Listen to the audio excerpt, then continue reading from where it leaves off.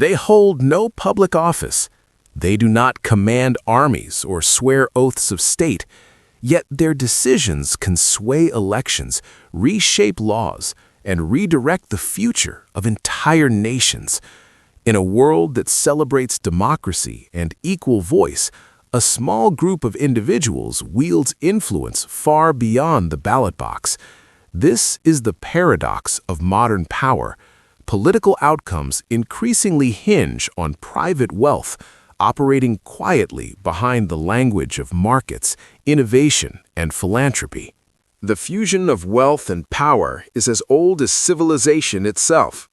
Ancient rulers relied on merchants to finance wars.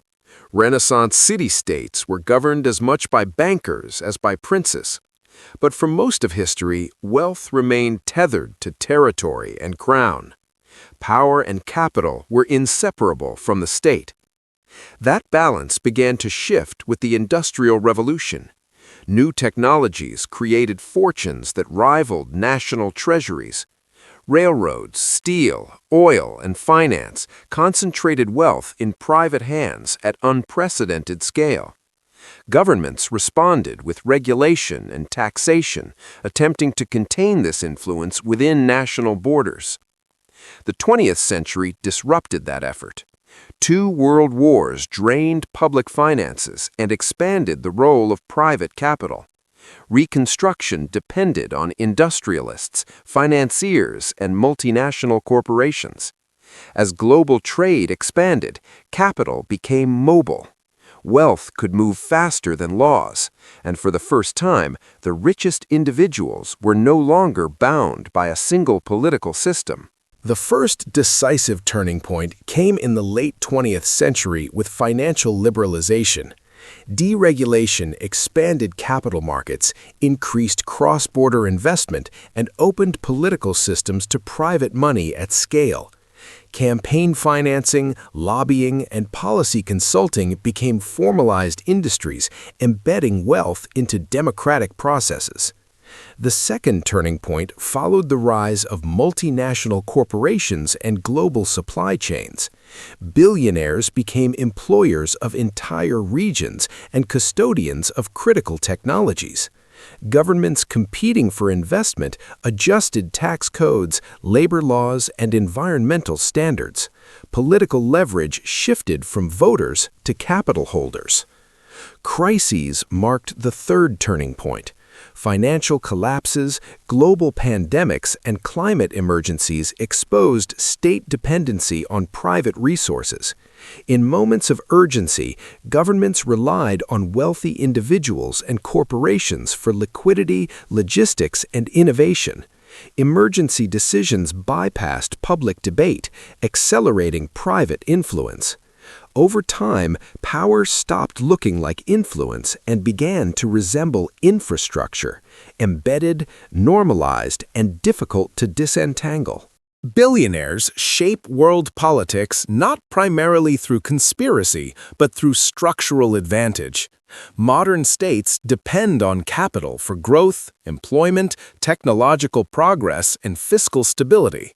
Those who control capital shape the conditions under which governments operate. This influence flows through multiple systems at once.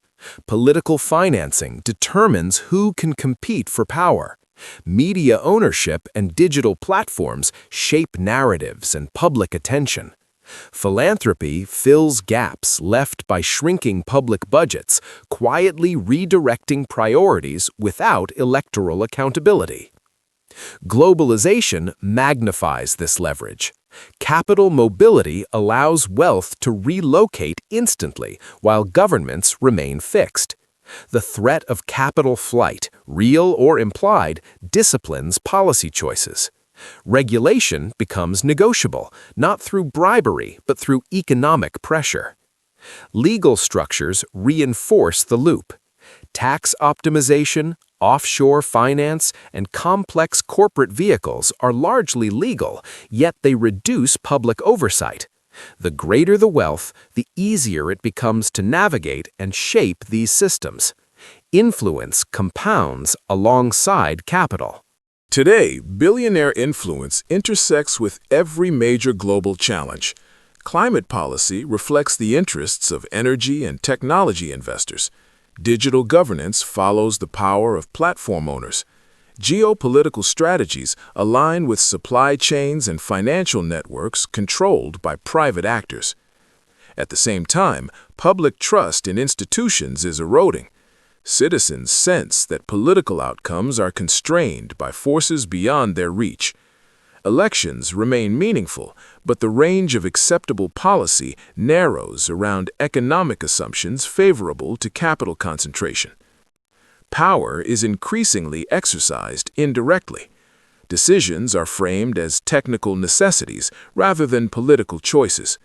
Governance becomes managerial, while influence migrates quietly into boardrooms and investment portfolios.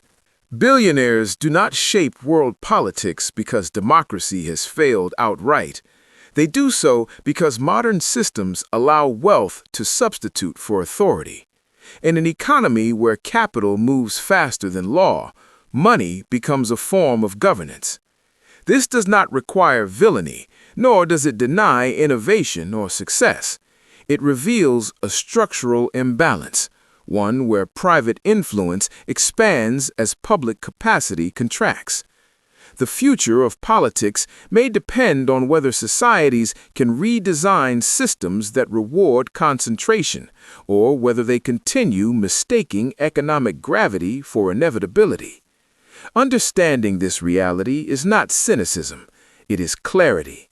And clarity is the first step toward reclaiming balance between wealth and the public good.